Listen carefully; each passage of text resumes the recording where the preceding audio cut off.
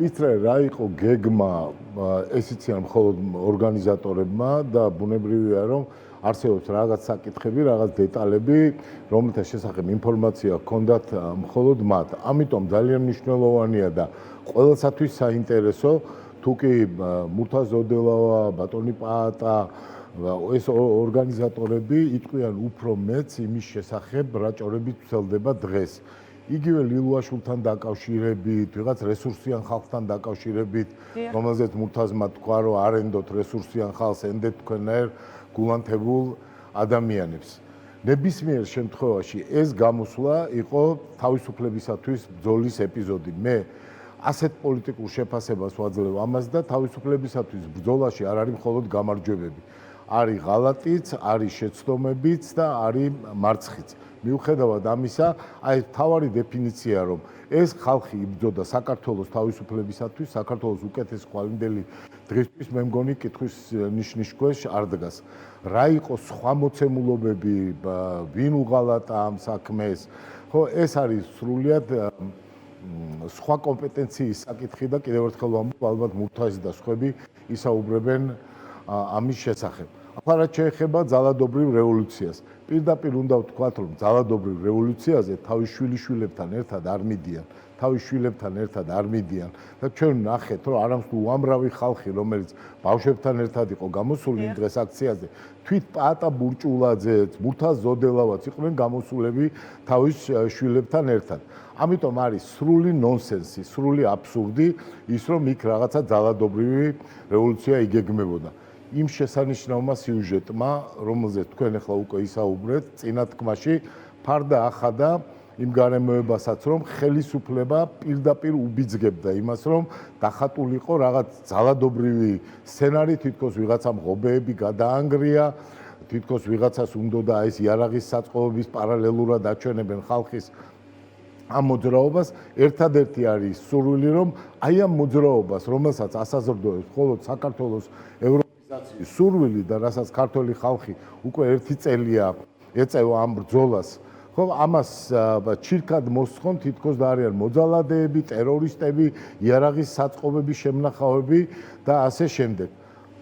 პრემიერ-მინისტრმა კობახიძემ, არ ვიცი, შეიძლება ბევრმა შენიშნა ეს, იმავე დღეს კომენტირებისას თქვა, რომ ჩვენ დავაცადეთ ამ ხალხს და შემდეგ იქ დავახვედრეთ სიურპრიზი. აი ის რაც თქვენმა ტელევიზიამ გუშინ აღნუსხა, ეს გადაჭრილი ბოძები, იყო ის სიურპრიზი, რომელიც დაახვედრა ხელისუფლებამ ხალხს.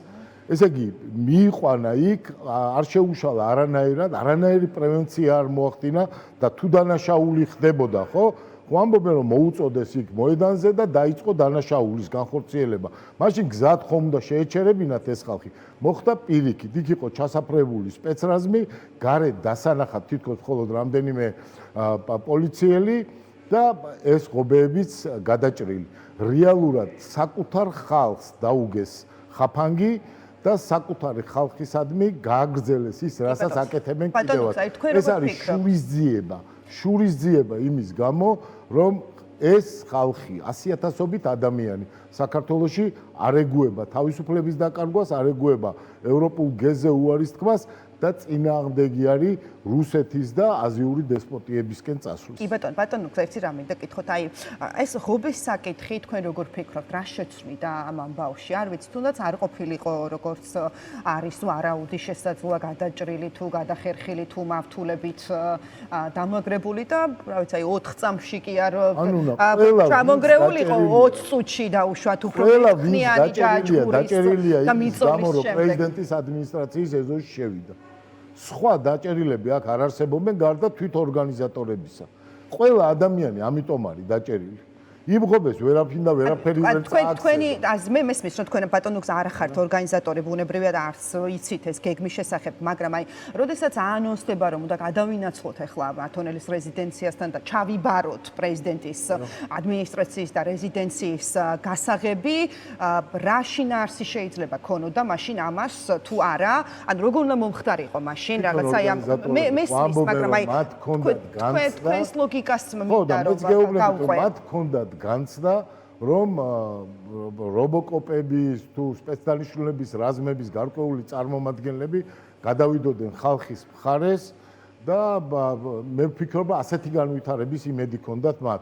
სხვა შორის ადრეულ ეტაპზე, როდესაც აი ეს 4 დაანონსდა, იყო ბევრი კამათი ხო ოპოზიციის. ანუ გადავიდოდნენ რას გულისხმობ ბატონო, ანუ გადავიდოდნენ ხალხის მხარეში რას გულისხმობ თუ მოტივაცია გულისხმობ ორგანიზატორები ამბობდნენ რომ ისინი დააწყობდნენ ფარებს და გადმოვიდოდნენ ხალხის მხარეს, არ მიიღებდნენ მონაწილეობას დარბევაში, არ შეასხამდნენ არავის წიწაკის სპრეი და იცით რომ როდესაც ასეთი რამ ხდება და ეს სპეცდანიშნულების რაზმები არ იღებენ ხალხის დარბევაში მონაწილეობას, ამას აქვს ძალიან დიდი ეფექტი, როგორც სხვა საპოლიციო დანაყოფებში, ისევე თვით საზოგადოებაში და ეს უმატებს ამას ეფექტს. ბატონო გზარ, ესე იგი ხალხი, რომელიც დაიძრა თავისუფლების მოედნიდან ათონელის რეზიდენციამდე, რომ მივიდოდა იქ ათონელის რეზიდენციასთან, ღობე რომ მყარი ყოფილიყო დაუშვათ. ხო, ვერ შევიდოდნენ, რაღაცა იქ უფრო მეტად იქნებოდა აი ამ რკინის კონსტრუქციასთან ჭიდაობა აქციის მონაწილეების მხრიდან. ამ დროს რეზიდენციაში მყოფი სპეცრაზმი უნდა გადმოსულიყო, დაეყარათ იარაღი და ეთქვათ, რომ ასეთი იყო მათი გაცხადებული მოლოდინი.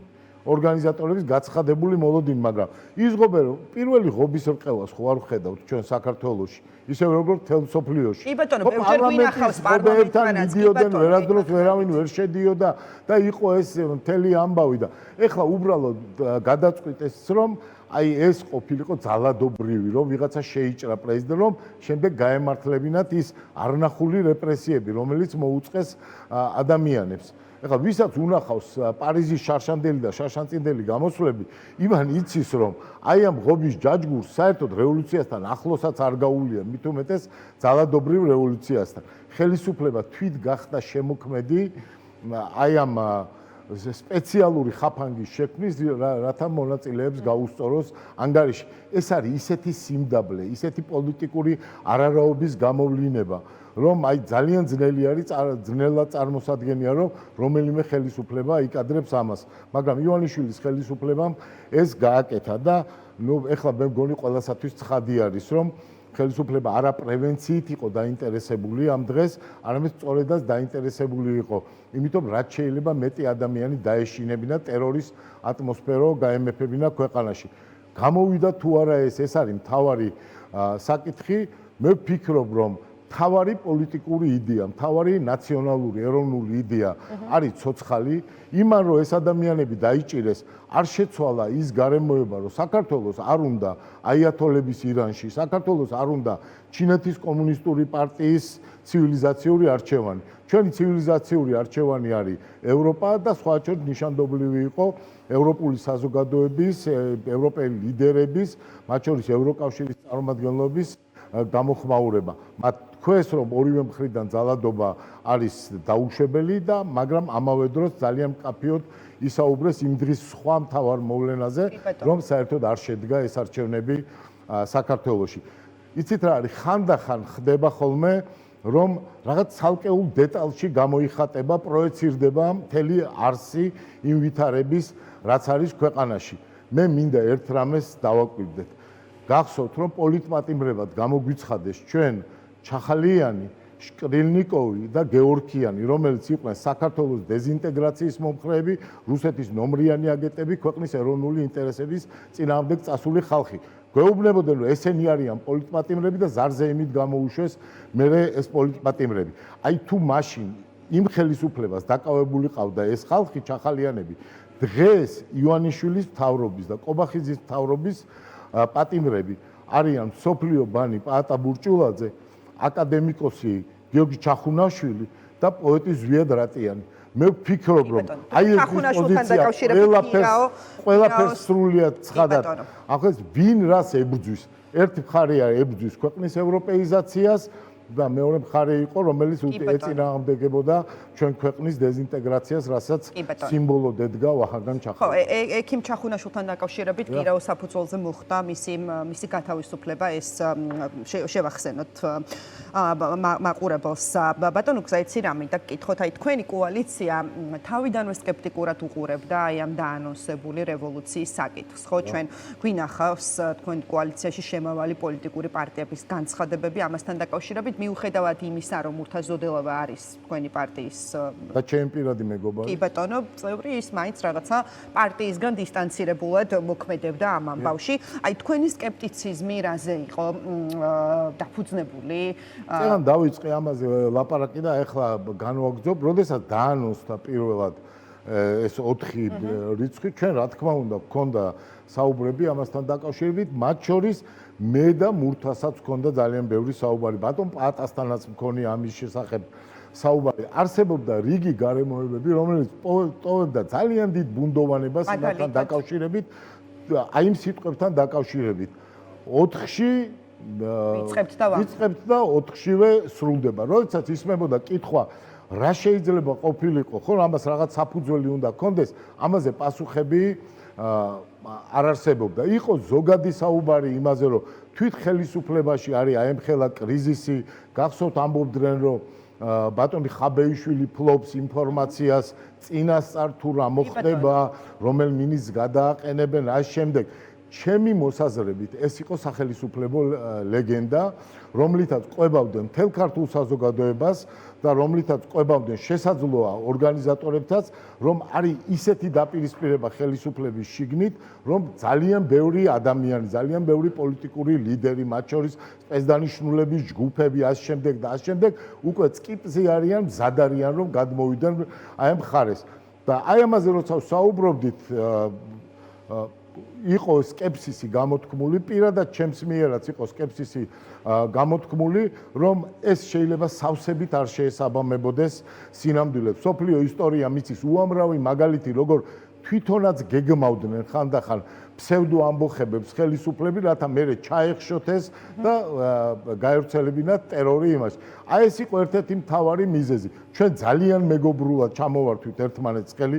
მე მურთას ვუთხარი, რომ აუცილებლად ვიქნებოდით ამ მიტინგზე. პარტიამ მიიღო გადაწყვეტილება, რომ მოუწოდეთ ყველა ჩვენ მომხრეს, რომ ყოფილიყავდა, იცით, რომ ათასობით ჩვენი მომხრე დაესწრო, კოალიცია ცვლილებებისათვის პარტიის მომხრე დაესწრო, მაგრამ ორგანიზატორობა იყო ის, რის საფუძველიც მე არ მქონდა იმისი რწმენა, რომ შემეძლო აი ამ ორგანიზებაში ჩართულიყავ. კიდევ ერთხელ მინდა ხაზგასმით თქვა, ახლა გასაგებია, რომ ბევრი პოლიტიკური პატიმარია. ახლა გასაგებია, რომ დაიწყება ეგრეთ წოდებული blame game, ვიღაცის დაბრალების, რომ ამათი ბრალია, გამოიყვანეს ხალხი, დაღუპეს. ხო, სანამ სიმართლე არ გვეწოდინება ბატონო გზარ ეს ბუნებრივი პროცესიც არის, მაგრამ ხაზგასმით მინდა თქვა პირველ სიტყვაზე, რომ მოვიდეთ, რომ მე მიმაჩნია, რომ ეს იყო თავისუფლებისათვის ბრძოლის ეპიზოდი. 1832 წელს, როდესაც იყო ცნობილი შეთქმულება, ხო სოლომონ დოდაშვილისნაირი ხალხი იყო, რომელიც ჩაერთო და შემდეგ დამარცხდა ეს შეთქმულება. ქაქუცა ჩოლოყაშვილი მონაწილეობდა აჯანყებაში რუსების წინააღმდეგ და დამარცხდა ეს. ჩვენმა ისტორიამ ძალიან ბევრი ასეთი შემთხვევა იცის, მაგრამ ერთია მთავარი. შენ შეიძლება შეცდე, შეიძლება რაღაცა მიამიტობაც მოხდეს და ამ თუ ეს შეცდომები იყო, მათ გადაიხადეს ფასი ახლა ყველაზე ძვირფასით, მურთაზმაც, პაატამაც, იმიტომ რომ თავისუფლება აღარა აქვთ ახლა მას და ციხეში არიან, მათ აიღეს ეს პასუხისგებლობა. თავარი არის სრულიად სხვა რამ. საქართველოში დიდი ხანია ებრძვის ორი საწყისი, ორი პოლიტიკური მიმდინარეობა გნებავთ. ერთი არის, რომელიც დამყრობლის მხარეზეა და იცავს მის ინტერესებს, როგორც არის ბიძინა ივანიშვილი და ეს პოლიტიკური ბერბიჭაშვილები, რასაც წარმოადგენს დღევანდელი საქართველოს მთავრობა, ხოლო მეორე მხარის არიან პატრიოტთა ჯგუფები. შეიძლება ჩვენ შეცდომები დაუშვათ, რა თქმა უნდა, შეიძლება რაღაც ისე არ გამოვიდეს, რა თქმა უნდა, შეიძლება, მაგრამ ეს არ ცვლის მთავარ გარემოებას. იმას, რომ ჩვენი პოლიტიკური იდეა საქართველოს თავისუფლების, საქართველოს ევროპეიზაციის არის ცოცხალი. იმ 100,000 ადამიანმა, რომელიც გამოვიდა ქუჩაში, აჩვენა, რომ ეს არის უკვდავი პოლიტიკური იდეა ნასაზრდოების სწორედ ყველაზე უფრო დიდი ჩვენი წინაპრების კულტურული, პოლიტიკური და ისტორიული მემკვიდრეობით. ამ თვალსაზრისით ეს იყო თავისუფლებისათვის ბრძოლის დიდი ეპიზოდი და მე მიმაჩნია, რომ ბევრი შეცდომის გათვალისწინებით ეს ბრძოლა აუცილებლად გაგრძელდება და ვერანაირი ხალხის ჩაგვრა ახლა, ტერორი, დამუნათება, ვერანაირი ეს თავდასხმები და ჩასაფრებები, რაც მოუწყეს ქართულ ხალხს, ვერ გამოიტანს იმ შედეგს, რაც ხელისუფლებას უნდა. თბილისში კვლავ ნახავთ მრავალასიათასიან მიტინგებს და საქართველოს ისტორიული გზა, ის ლაიტმოტივი, რაც ჩვენ მოგდევს ვახტანგ გორგასლიდან, დავით აღმაშენებლიდან, ზვიად გამსახურდიადან დღემდე ვერ იქნება დარღვეული იმ კოლაბორაციონისტების მიმართ, რომელთა წარმომადგენელი უმთავრესი არის ლებედის მთავარი მოკავშირე ბიძინა ივანიშვილი. კი ბატონო. ბატონო გზა, რა შეიძლება ჩავთვალოთ, რომ თქვენ არ გამორიცხავთ, რომ ეს ერთგვარად იყო მათ შორის ხელისუფლების მხრიდან დაგეგმილი პროვოკაცია, რომელმაც მოტყუებულები შეიძლება დატოვა თავად ამ 4 ოქტომბრის აქციის ორგანიზატორები და ლილუაშვილის ახსენებდნენ ამ ამბავში და რამდენად დამაჯერებლად გამოიყურება თქვენთვის ეს ვერსია, რომ გრიგოლ ლილუაშვილი, რომლის ურთიერთობაც ძალიან კარგად ვიცით ჩვენ ქართულ ოცნებასთან თუ პერსონალურად ბიძინა ივანიშვილთან, აი რაღაცა ლილუაშვილმა ბიძინას არ უღალატა და ლევან ხაბეიშვილს უღალატა, აი ეს ვერსია რამდენად დამაჯერებლად გამოიყურება თქვენთვის. გამორიცხვა, არ ვიცი, ახლა გამორიცხვა ძალიან ძნელია, მაგრამ ლილუაშვილის შესახებ მითი უკვე 1 წელი არის მუსილებს. თქვენ გახსოვთ, რომ ამბობდა, აი ხელისუფლებაში არავინ არ არის, ვისაც ამერიკელებთან კარგი ურთიერთობა აქვს. ერთადერთი ლილუაშვილია, რომელიც ჩადის ვაშინგტონში, მას ესაუბრებიან. მე ვფიქრობ, რომ აი ეს მითოლოგემა ააგეს სწორედ მას შემდეგ ლილუაშვილთან დაკავშირებით, რომ თითქოს ის არის განაწყენებული, აი ეს გადადგომები, მისი თანამებრძოლების მოხსნა, რაღაც გახმაურებული დაჭერები, ვითომაც რაღაცა მრავალმილიონიანი აფიორები ფულთან დაკავშირებით და ეს მე ვფიქრობ, რომ გარკვეულწილად იყო დაკავშირებული იმასთან, რომ ბევრ ადამიანს დაეჯერებინა, რომ ეს არის რეალობა, რომ რეალურად არის დიდი განხეთქილება ხელისუფლებაში. ამაზე მეტის თქმა მე არ შემიძლია, გაიჟღერა სიტყვა ორმაგი აგენტი თითქოს და აქეთაც მუშაობდა და ბოლოს გადამწყვეტ დროს გადავიდა იქ ვიღაცა მოსწრებულადაც იხუმრა, რომ კაცს ვეღარ ნდობიხარო, აი ლილუაშვილიც ასეთი გამოდგაო. ეს მე მესმის იმედგაცრუებაც, ეს იმედგაცრუება ჩემ გულშიც არის, ყველასთან არის. ხო, არის ეს დიდი არ ვიცი, არის ეს იმედგაცრუება, იმიტომ რომ მოლოდინი უკავშირდებოდა იმას, რომ რაღაცა მოხდება, მაგრამ ადვილად არაფერი არ ხდება. 4-ში მოდი და 4-ში გამარჯვებული მიდიხარ. ეს იყო ძალიან რთულად დასაჯერებელი, თუმცა როგორც ჩვენ გვიფიქრია ხოლმე, რომ ნეტა ხვალ გავიღვიძო და აი ეს მოღალატეები აღარ არსებობდნენ ქვეყანაში. აი ამ სურვილით წავიდა ხალხი.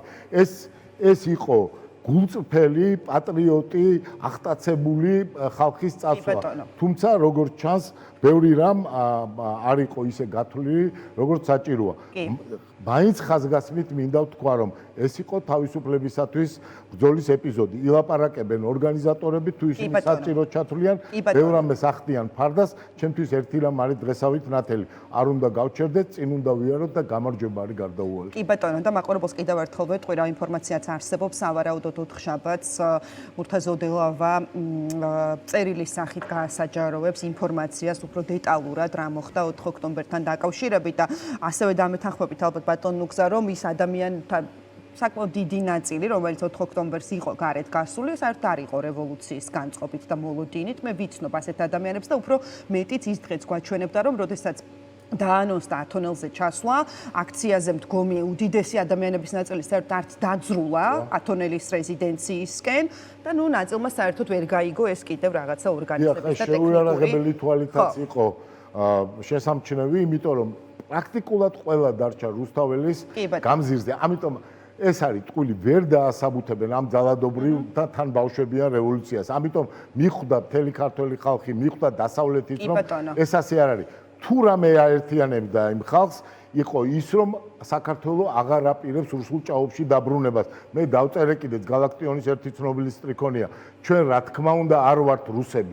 აი ეს იყო ემბლემატური გამოხატულება იმ დღეს გამოსული ხალხის. ჩვენ არ ვართ რუსები, ჩვენ არ ვაპირებთ ოკუპანტთან დაბრუნებას, ჩვენ არ ვაპირებთ საქართველოს ისტორიული გეზის შეცვლას. ეს არის პატივსაცემი, ეს არის ქედის მოხრის ღირსი და აი აქედან მინდა დაუდასტურო პატივისცემა ყველა იმ ქართველს, იმ 100,000-ობით ადამიანს, ვინც პატრიოტული მოტივით გამოვიდა ქუჩებში და უთხრა აი ამ ხელისუფლებას, ამ რეჟიმს, რომ დანებებას არაპირებს და შეუძლებელია რომ პატრიოტიზმი დამარცხდეს იმ ბნელებთან, იმ კოლექტიურ ბერბიჭაშვილობასთან, რასაც დღევანდელი ხელისუფლება. და ბატონო, ბოლო კითხვა მინდა რომ დაგისვათ, როგორ შეაფასებდით 4 ოქტომბრის შედეგებს?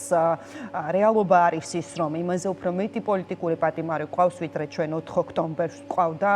იმაზე უფრო მძიმე ვითარებაში ვიმყოფებით, არ ვიცი, თუნდაც რწმენის კუთხით, ვიდრე ეს იყო 4 ოქტომბრამდე. მინიმუმ 3 წელი ამ ქვეყანაში საპარლამენტო არჩევნები არ ტარდება და მაშინ აი რა გზას, რა სივრცეს ხედავთ ასეთ ვითარებაში ივანიშვილის დასამარცხებლად? აი 4 ოქტომბერმა ამ დაანონსებულმა წარუმატებელმა რევოლუციამ და ასევე არჩევნებში იმ შედეგებმა, რომელიც მონაწილე პარტიებმა მიიღეს, გულისხმობ გახარიას გუნდსა და ლელოს, გაართულა თუ არა საქმე ივანიშვილის დასამარცხებლად? ყველამ უნდა გაიაზროს, ეხლა ყველა პოლიტიკურმა პარტიამ ეხლა წეღანას ვთქვი, რომ არ არის რაღაცა თითების გაშერის და დაბრალების დრო, იმ პარტიებმა, ვინც მიიღეს მონაწილეობა, ჩემი აზრით, რუსულ სპეცოპერაციაში ნახეს, რომ საკუთარმა ამორჩეველმაც უარყო ისინი. 50%-ით ნაკლები მიიღო ლელომ, ვიდრე შარშან. 70%-ით ნაკლები მიიღო გახარიამ. ეს არის ნამდვილი ელექტორალური კატასტროფა, რაც მოჰყვა აი მათ ამ ნაბიჯს, რომ ივანიშვილის თამაში შესულიყვნენ. მეორეს მხრივ, სრულიად ცხადი არის, რომ ეს დიდი ეროვნული აღტკინებით გამოსული ხალხიც სახში წავიდა ისე, რომ დამარცხებულად გრძნობს თავს. სწორედ ამიტომ ვთქვი, რომ მიუხედავად ამ იმედგაცრუებებისა და იმედგაცრუება ბევრი გვინახავს, ბევრჯერ ყოფილ ვართ ამ დღეში, მაგრამ ახლა ყნესა არ შველის ამ ვითარებას, ჩვენ გვაიძულებს იმას, რომ ყველამ გადავიაზროთ ეს ვითარება, თქვათ, რომ ქართული ეროვნული იდეა ცოცხალია, ევროპეიზმის იდეა ცოცხალია, თავისუფლება გვინდა, არ ვაპირებთ აიათოლების ირანად გახდომას, ჩინეთის კომუნისტურ პარტიას თან შეერთებას ან პუტინის რუსეთისაკენ წასვლას, არამედ ვაპირებთ ევროპული გზით სიარულს და აი ამ გზით სიარული ჩვენ ვკარნახავთ თავს, რომ მოძებნოთ ახლა ერთმანეთთან მისასვლელი გზები და ვინც კი არის პატრიოტული ელიტა დღეს საქართველოში, ვინც ისე ფიქრობს, როგორც ახლა ჩვენ საუბრობთ, შევქნათ ძალიან ძლავრი პოლიტიკური პლატფორმა იმისათვის, რომ გადავდგათ წინ ნაბიჯები. ერთის მხრივ არსებობს ივანიშვილი, რომლის შესახებ მთელი მსოფლიოსათვის ყველაფერი ცნობილია და მასთან ერთად ჩვენ ევროპული განვითარების გეზი აღარ გვექნება. მეორე მხრივ არსებობენ პოლიტიკური პარტიები თავის შეცდომებით, პრობლემებით, მაგრამ ამ შემდეგ რომელსაც უნდა მონახონ ძალა ერთმანეთთან სასაუბროთ. როგორი იქნება ახლა კონფიგურაცია, ამაზე საუბარი შეიძლება დღეს ნაადრევია, თუმცა ასევე მგონია, რომ ამას ალტერნატივა არ აქვს. ძალიან დიდი